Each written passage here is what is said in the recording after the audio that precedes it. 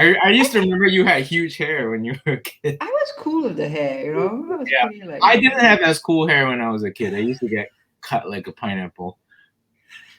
My hair always would stick out.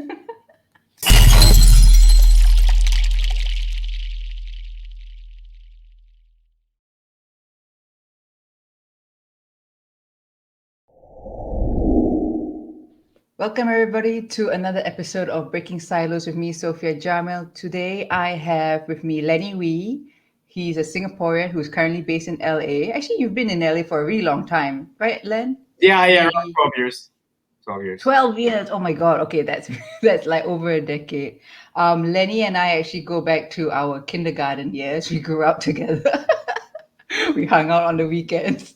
But I mean, Lenny is an example of someone who has broken out of silos and just pursuing his passion. So Lenny is a music arranger, orchestrator, composer, keyboardist, engineer, and producer in LA, in Los Angeles, California. And one of his many achievements include providing arrangements and orchestrations for the 91st Academy Awards, the Super Bowl, and the 61st Annual Grammy Awards. And more recently, he was also composing J Lo's piece that she performed during the inauguration at the White House. That's like fantastic. So, what else have you done? You've also served as an arranger, conductor, and audio engineer on American Idol and The Tonight Show with Jay Leno. Lenny, that's like damn happening. So, I mean, like, like everyone's like, wow, Lenny, that's so great. But I mean, maybe you can tell us how, coming from Singapore, right? We are so like, societies in such a way that we go for the very traditional occupations, and music is a music career, or at least, in more general terms, careers in the arts. It's very difficult to, it's hard to make a living on the arts, in Singapore. So maybe you can tell us a bit about how and why you decided to pursue a career in music. Yeah. Well, thanks for having me first. Also, I think, I don't know. I don't think I had a choice. I think when I first knew that music was the thing I wanted to pursue, it kind of just hit like a ton of bricks, right? You're just like, oh my gosh, like nothing makes me feel this way. Nothing, nothing. It's not to say that I wasn't like good or interested in other things. It just felt when I discovered making music, that was kind of the thing that not defined me, but I felt that I stood out and that was meant for me. So it's almost more like a calling than a choice. And that's what I always think is like, I just pursued what I didn't have a choice really. I just became a musician because I am a musician. And when was that? Like, when was it? Yeah. It was maybe when we were like 6 years old and listening to the Aladdin soundtrack in your bedroom. Okay. I remember I actually remember those things. Like we used to listen to all the Disney songs. Man, we go way back. We actually go way back. I don't remember that. I know. Okay, but I do remember. That's why I went into music and you didn't. Like I remember that. I can't sing, right? I definitely can't sing, so I can't do music. Okay, I remember when me and Auntie Irene picked you up from Yamaha school. You were coming out of arts class, like I think you were doing arts drawing classes. Uh-huh. I don't remember you doing any music, although I know you were doing piano. I did piano. Yeah, like in Singapore, like every parent at some point everyone does piano. I know, right? Yeah, I don't know. I did arts class. I was always very inclined to the arts. I think that was always also because maybe I wasn't that coordinated. I was always very clumsy, so the sports just never got into sports. Sorry. Yeah. Okay. That's right. It's true. I fall down in every like walking on flat land like all the time. It's just sports is just never for me. I forgot to. I was going to surprise you with some kids' photos. But I would show it. I'll just I don't send know it if to it's you more via embarrassing WhatsApp. for me or for you.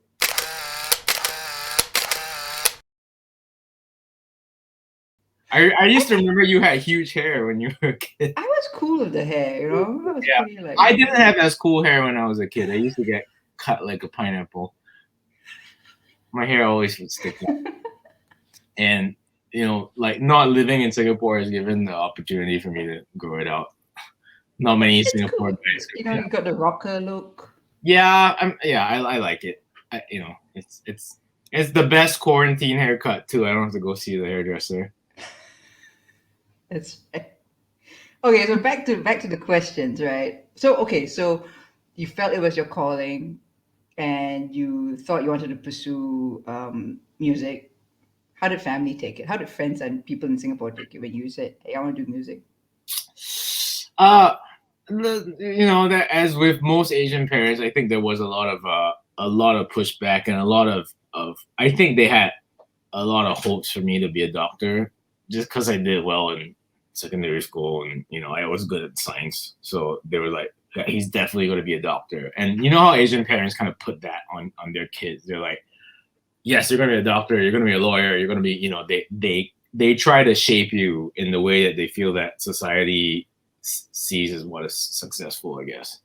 And yeah, I don't know when I decided for myself that maybe music would be the thing that I would pursue the rest of my life, I think that concerned him, and rightfully so. It's not a stable career.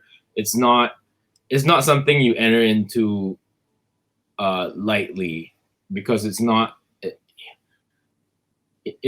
doesn't fit the standards of what Asian, especially Singapore, families think uh, is good and would earn you money and would secure your living for the rest of your life. So I guess that was the main pushback. And I don't know how much convincing I had to do to get them to agree. They knew nothing else would make me happy. I think that was when they just were okay. Yeah, you've stuck with this long enough to where we can see that we don't have a choice.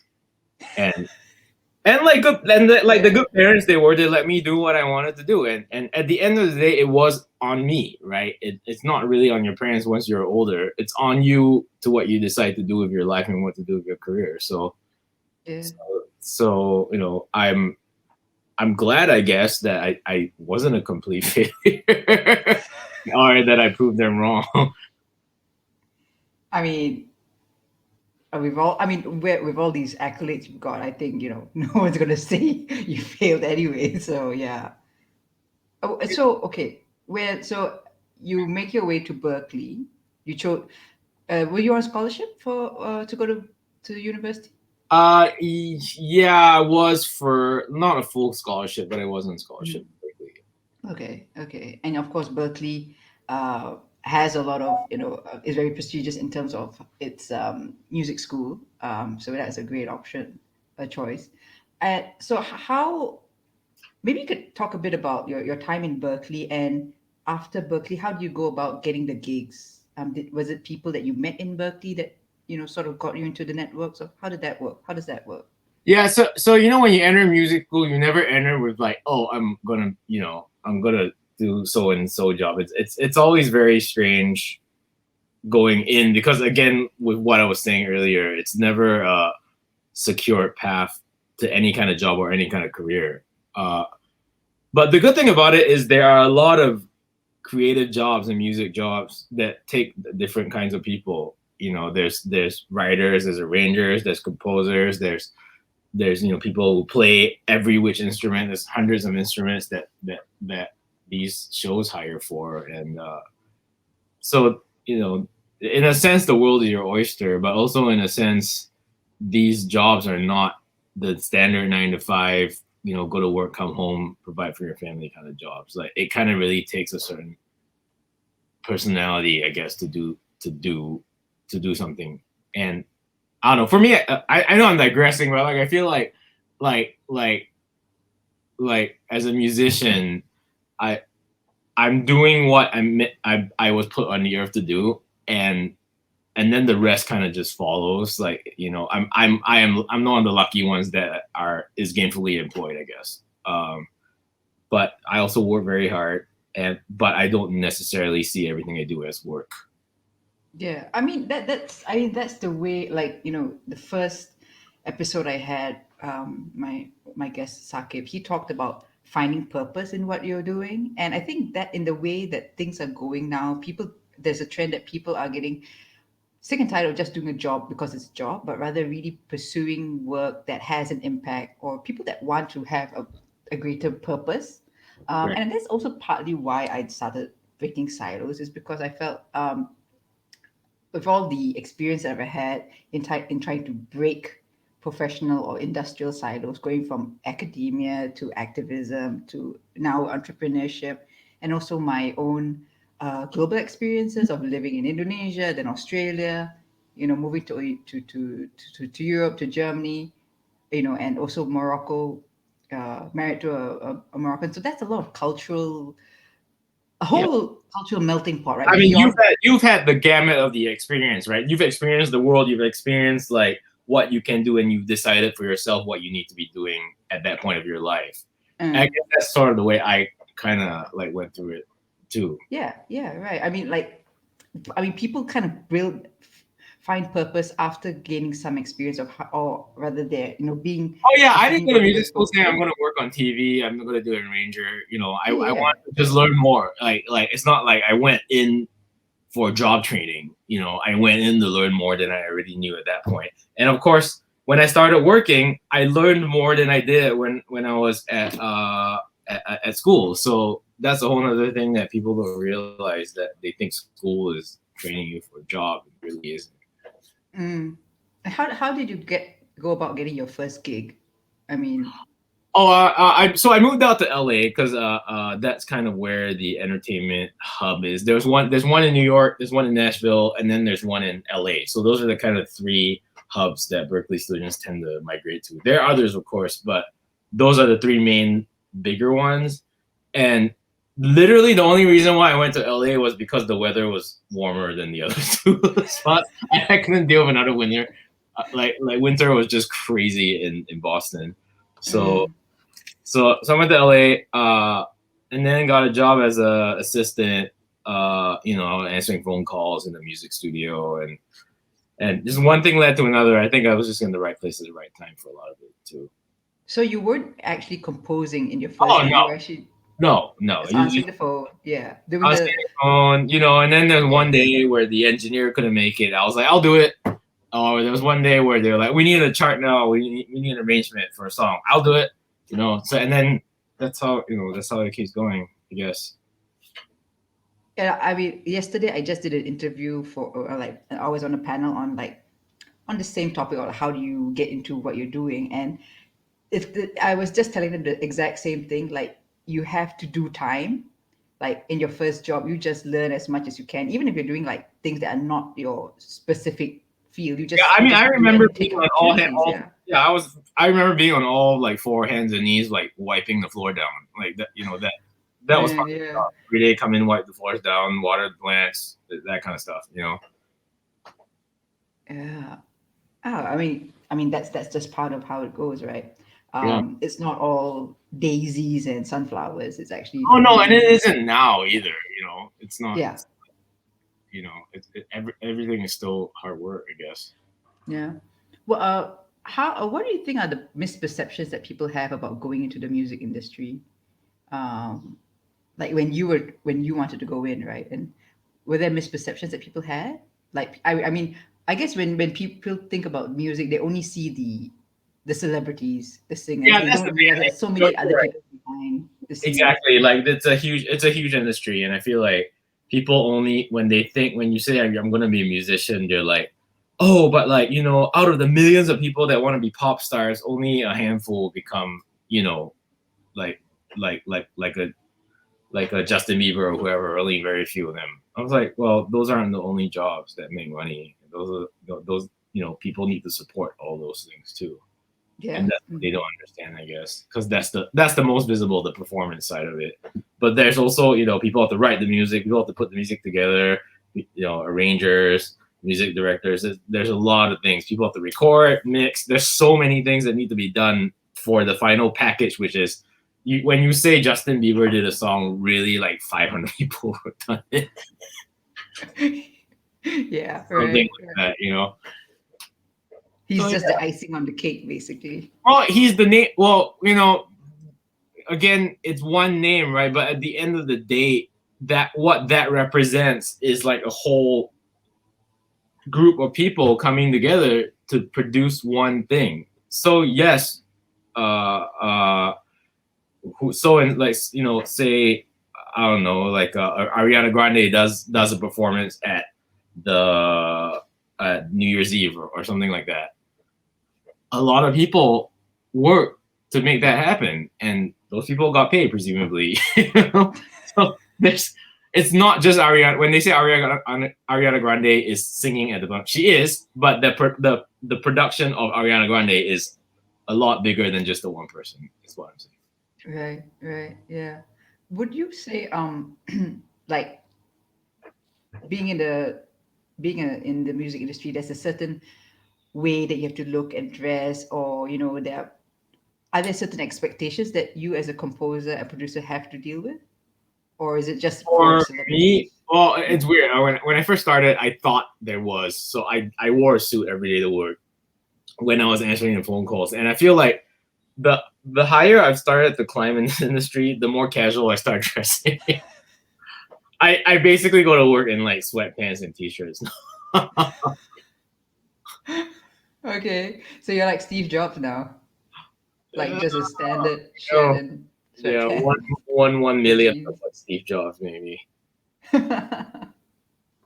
I Okay, dress and comfortable. yeah, I mean that's yeah, you do you, right? And I mean, Yeah. there's no expectation in that sense, right? Because you still deliver No, good I'm not. work. You know, unless I'm on stage, it's not. There's no expectation for me to dress anywhere. As long as people know I can get the job done, they don't care what Yeah, I. right. Like so, okay, how many? Oh, like okay, you've listed on your website. You've got all the list of the different celebrities that you've worked with. Which of them has been most fulfilling for you, Oh and gosh. why? Uh it's hard. That's a hard question. Not just because I worked with a lot of people or anything like that. Um, I feel like I I put in a lot of effort in the stuff I do, and I feel like I put the same amount of effort whether it's someone famous or not so famous, or it's a big gig or a small gig or whatever it is, or how much it pays. I put the same amount of effort in everything I do. So uh, I don't know.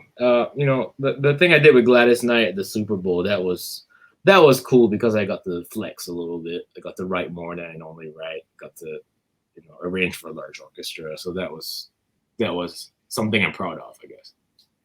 Mm-hmm. How is it at the Super Bowl? I mean, like obviously you're dealing with I didn't go. heavy. No, I didn't go. I did everything. I did everything beforehand. Oh right, yeah, right. So I mean, you didn't even go for like into the stadium for a Mm, free ticket or something. no, no. It was also my birthday weekend, so I was just like, oh, don't have to work. Get to hang out with my friends, watch the Super Bowl, and then get my stuff played and get paid. So it's just like that was the best situation ever. I mean, it would have been cool to go, And but I don't know. I don't know. It's just I didn't have to go. mm-hmm. And how do you get your name around to like to Gladys or to J Lo and all that? How does that work? Oh, People just refer you, or yeah, I think it's a little bit of word of mouth. It's a little bit of like the more you work with certain people, they'll think of you for other jobs that they're doing. If someone goes, I need an arranger, people are gonna know. Oh yeah, Lenny does that kind of stuff. Maybe we'll call him. Um, it's different because some people do have a hustle in that sense. Like they go around and they call and they try to like buy food for producers and try to get jobs and stuff like that. But I never really operated that way. I kind of just keep my head down, do a good job, and be remembered. mm, yeah, yeah, yeah. And I guess it's also like like some people just like to talk a lot, but actually you really just gotta do the work. Yeah, But it's a very Singaporean thing, don't you think? Like, Yeah, it don't, is. It is. It is. Just do, right? Like, don't talk so yeah, much. yeah, don't say I was good. Like, just let me do my work. Yeah, yeah, yeah, yeah, yeah. But it's Uh, worked out for me so far, like in that way. So I'm not that worried about it. I guess I'm not. mm. I'm not as extroverted as most people in my industry are. I'm very introverted. On that point, right? Like being Singaporean, being Asian, have there been challenges that you face in American life in general, and given the growing divisiveness in the country, and how do you, how have you had to deal with all those stereotypes and misperceptions? Mm, I I don't know. It's weird. I think it's an I'm an anomaly in a way. I do feel like when I go to work, a lot of the time I'm the only Asian person in the room. Uh, Also, because music is such a what's popular really is black music in the U.S. So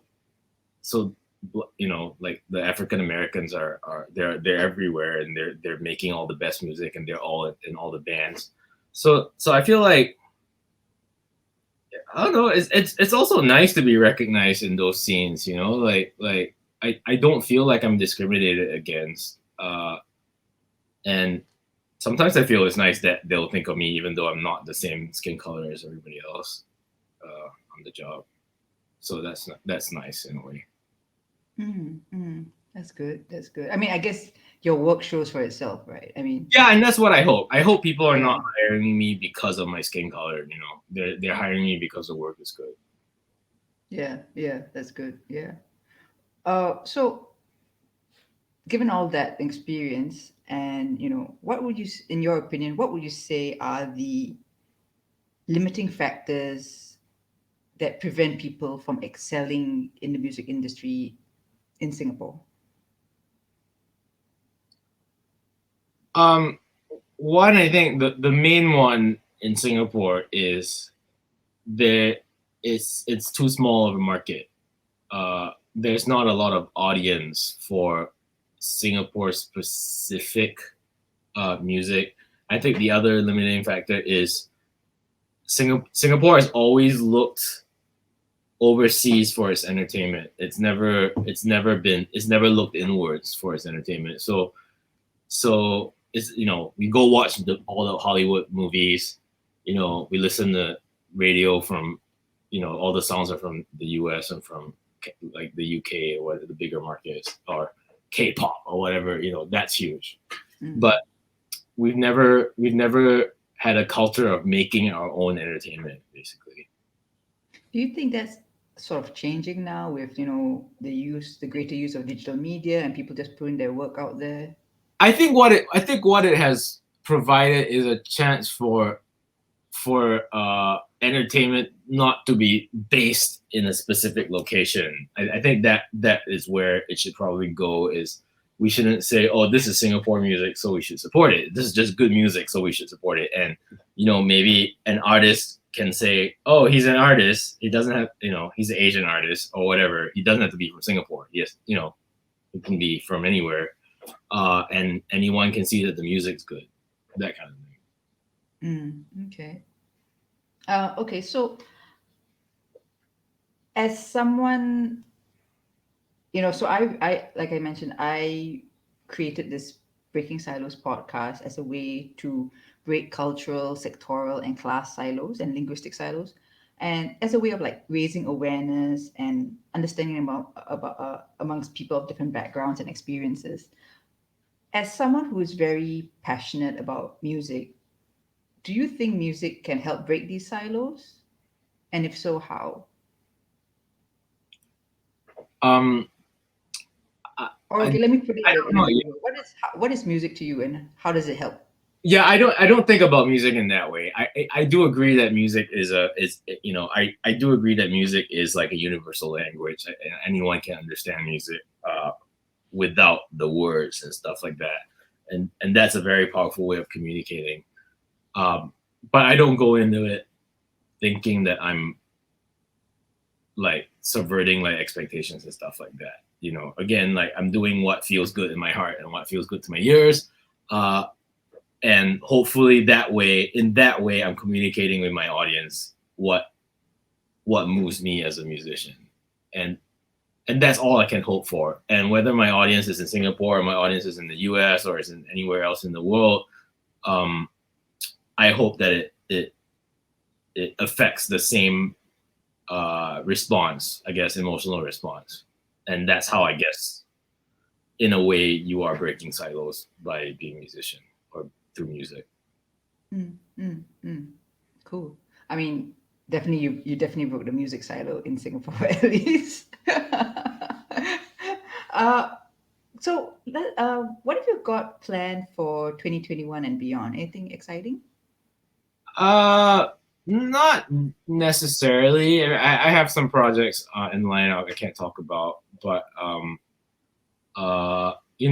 every year that's the cool thing about what I get to do is every year is different. Every day to day, I can walk into a gig and be doing a completely different job day to day. So that's exciting.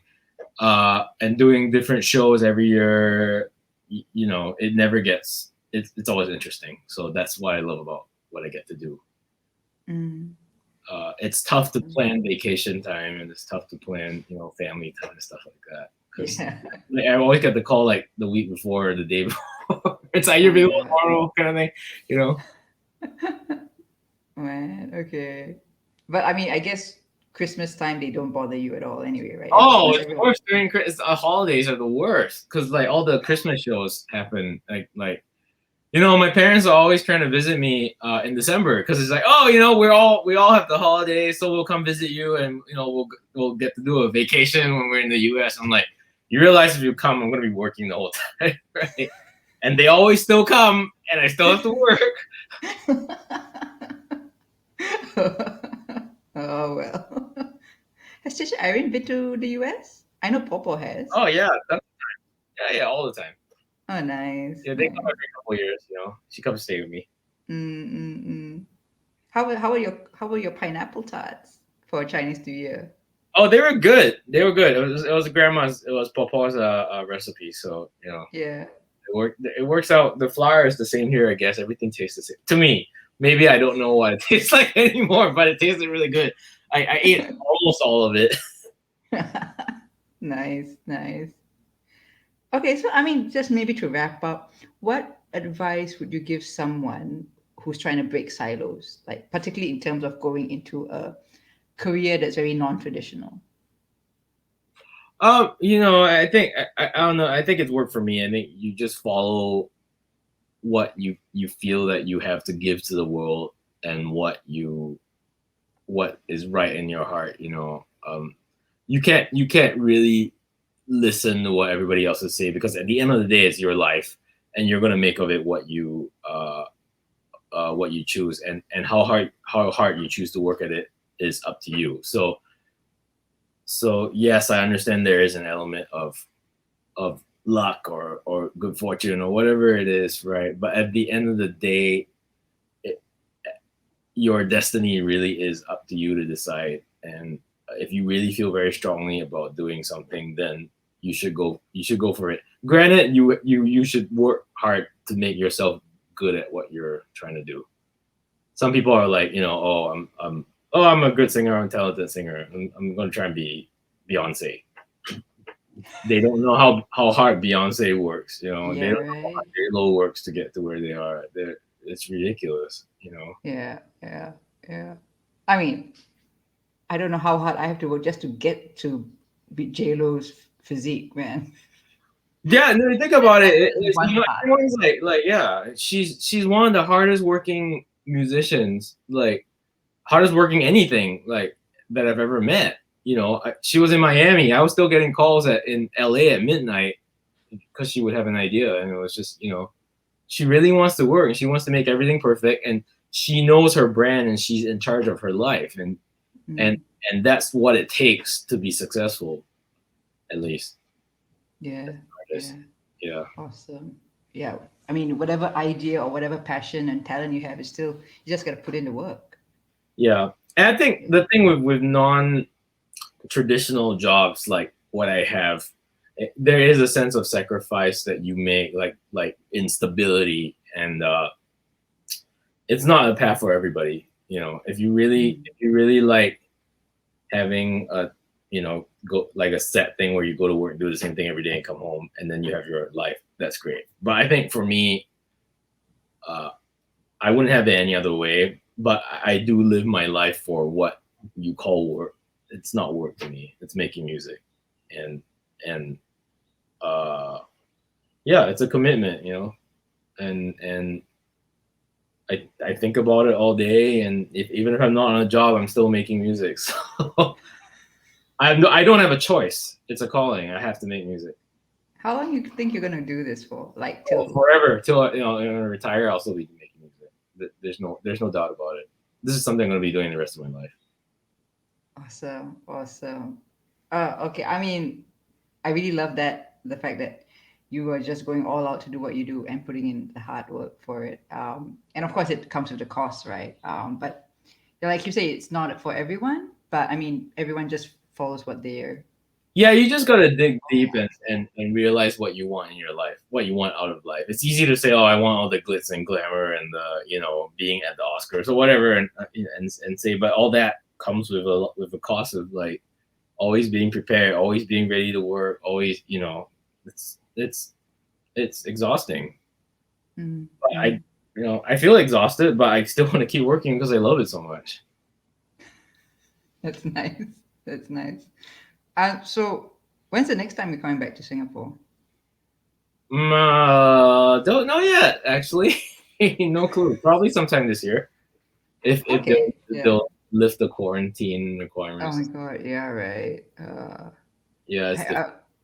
Are you gonna take a vaccine? I'm gonna try it. But yeah, I think when it's available here, I'm gonna take it for sure. Yeah, and then at least you don't have to go through the quarantine stuff. Back here, at least. Yeah.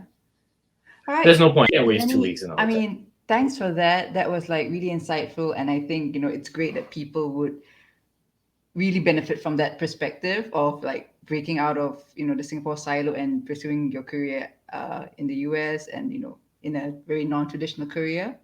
So yeah, folks, if you had any questions for Lenny, you can get him on Instagram, and you have your website, right? lennywee.com. Yeah, so you can find out more about Lenny and the work that he's been doing. And feel free to, put in the comments any questions and comments that you have, and subscribe to the Breaking Silos with Sofiah Jamil YouTube channel for more silo breaking content. So this is me, Sofiah Jamil, and Lenny Wee saying thanks and bye.